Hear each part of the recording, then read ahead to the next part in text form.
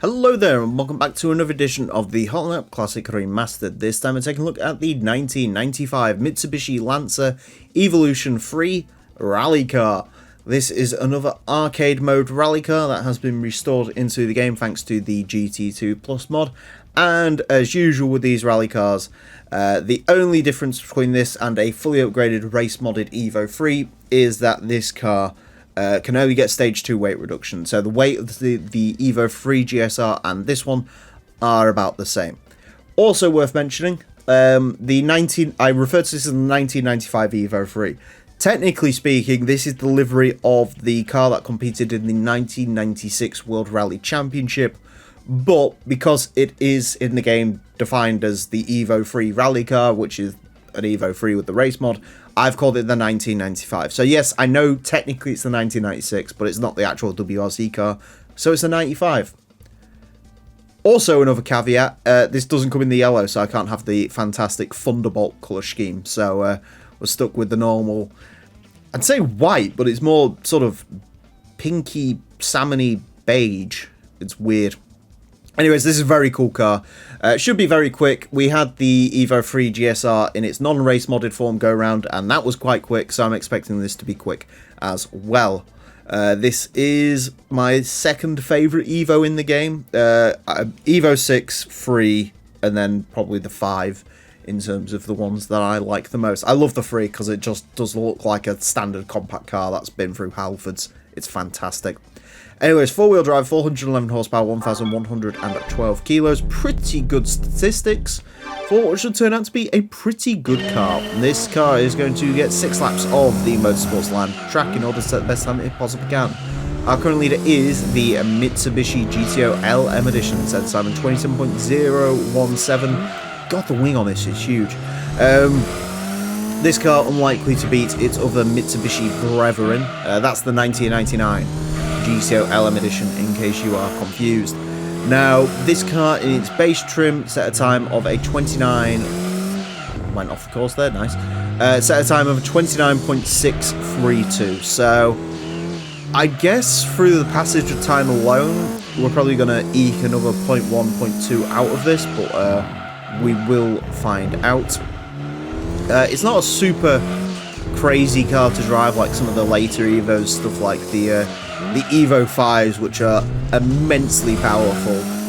This is a little bit more sort of subdued, but you can feel the start of what would eventually become a bit of a dynasty with the Evos. Of course, Evo's legendary around this track. They've held the top spot before. They are very quick cars. This is a very quick car because it says 29.471.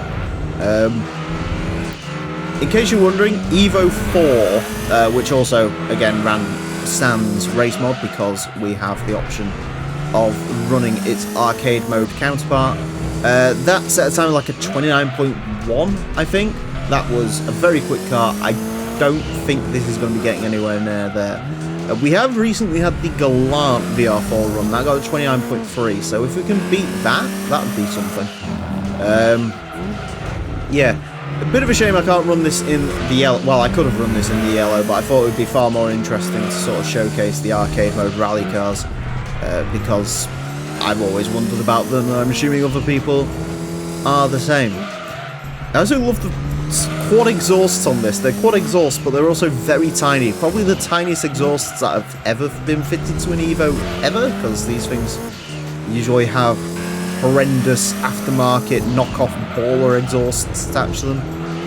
Or they used to anyway. I'm sure they probably don't now because Evos these days are quite valuable. Mostly because they made a lot more Impreza WRXs than they ever did Evos. And also probably because you can still, well, not in the UK, but at least in the rest of the world you can still get essentially an Impreza WRX. Maybe not like a full-fledged STI, but not far off. I really cannot get a good run out of that final corner, which is a shame. But still, final lap.